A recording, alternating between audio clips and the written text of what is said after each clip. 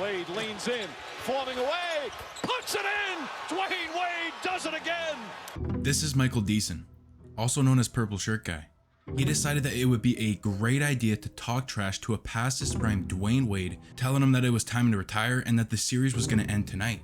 And with the Hornets making a late comeback in the game, he might have been right. But little does Michael know, Dwayne Wade doesn't think it's time to retire, and he'll push retirement off for another day to give this man's team a beating.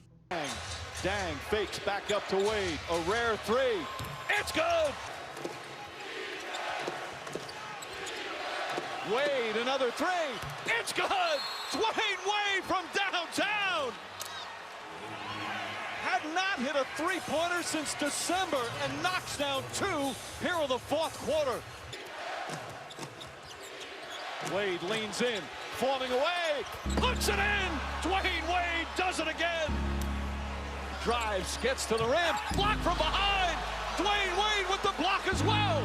Unbelievable finish for Dwayne Wade, a vintage performance. Dwayne Wade went on to score 8 points in the final 3 minutes of the game, forcing a Game 7 where Miami, well, they dropped a nuke on Charlotte. Had Purple Shirt Guy stayed quiet in his seat and didn't light the fuse for an all-time great who didn't need the motivation, Charlotte would have gone on to win their first playoff series since 2002. But Purple Shirt Guy couldn't help himself, and gave us one of the greatest late-game shot-making performances of Dwayne Wade's career. I don't know who invented trash talking, but whoever you are, thank you. It gives anybody the chance to impact a game whether you're on the court or not. Whether you're an all-time great or just an average player who comes off the bench to do absolutely nothing all game, you can impact the game by talking trash to the wrong person. The point is to rattle your opponent and hopefully throw them off their game. But if you trash talk the wrong guy, you might cost your team the game and a lifetime of humiliation. You remember when Paul George said he was from the logo with it? Make it interesting. We get one. I give you one, you give me one. I'm from the logo with it. You are not him. And then Curry launched a 30-footer to take the lead, and then nailed another three with just under a minute left to take back the lead, and then iced the game with 2 free throws. Yeah, Paul George probably shouldn't have said anything, and had he not, the Clippers might have won the game, but he couldn't help himself. How about this past season when the Kings faced the Grizzlies in Memphis and Malik Monk was at the line with 2 free throws to put the Kings' lead to 3. Before shooting them, Ja comes up to Malik and tells him not to miss 3 different times, and he nailed both. But the Grizzlies still had a chance to tie the game, and when Ja launched a 3, he was fouled. What a blessing. Don't miss now, Ja. And he proceeded to miss the first one, make the second, and in an attempt to miss and get the putback, he stepped on the free throw line, got a violation, and they lost. Do you remember last season when Grant Williams was put at the line with a chance to win the game and told Donovan Mitchell, "I'm gonna make both," and then proceeded to brick both free throws, then lose the game in overtime? He was a 77% free throw shooter on the season. He felt good about his chances. He just needed to make one, but he said he'll make both. He didn't need to, but he decided to put even more pressure on himself. He couldn't help it, and that's exactly what trash talking is. The split-second decision where you're feeling good about your game or you can't believe that your opponent isn't playing at their best, so you decide to rub it in. And I bet you regret doing that, don't you? I know Chris Bosh's girlfriend does. In January of 2008, LeBron and the Cavs were facing off against Chris Bosh and the Raptors in Toronto. Through the first 3 quarters of the game, it wasn't even close. LeBron couldn't get his shot going from anywhere on the court, even missing his signature dunk. While his future teammate was having himself a night. LeBron had 15 points on 6 for 19 from the field to Bosh's 15 points on 13 less shots, shooting 6 for 6. This is embarrassing. LeBron is supposed to be the chosen one, and he can't even outplay the man who was selected 3 spots lower than he was. But I mean, good for Chris Bosh. He had his girlfriend and her cousin courtside, and he was putting on a show. LeBron getting outplayed in front of the opposing team's best player and girlfriend. That's not a good look. Oh wait, I wouldn't do that if I were you. Stay in your seat, please. Those were probably the thoughts in Chris Bosh's head. With 5 on the shot clock, LeBron James, the pull-up 3. We've seen that a few times, including a few years ago in this building when he lit up the Raps for 56.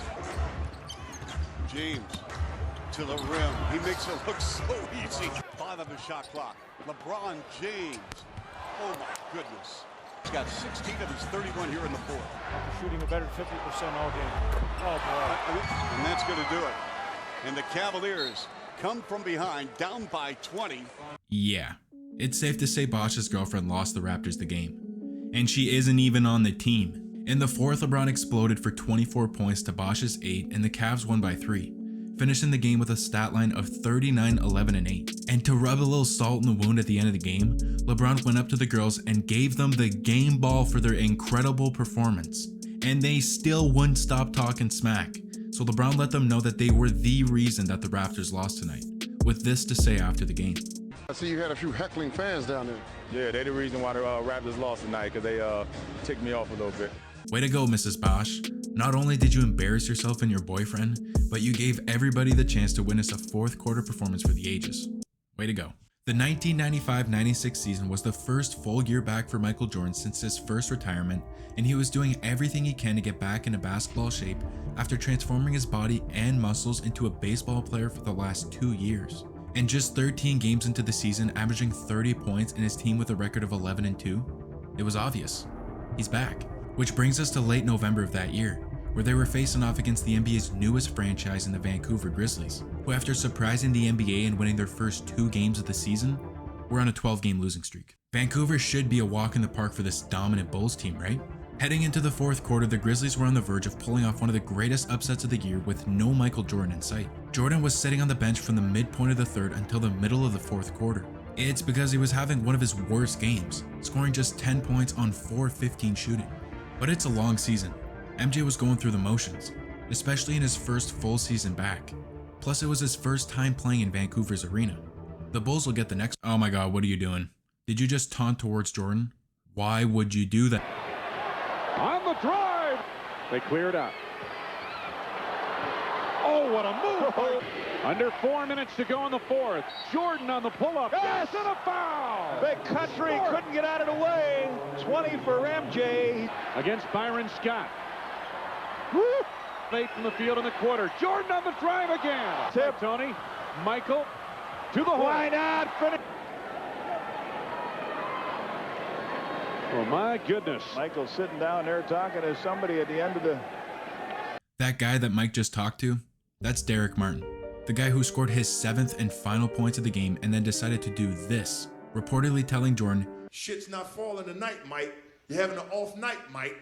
Martin had the opportunity to play with and against Jordan in the Dome while MJ was recording Space Jam, and I guess he didn't get the memo from those intense pickup games. A second-year player who had the audacity to talk trash after making just a few shots in the fourth when his team was winning. And we all remember how Mike feels about that.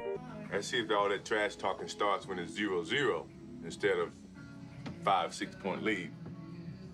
That's where it starts.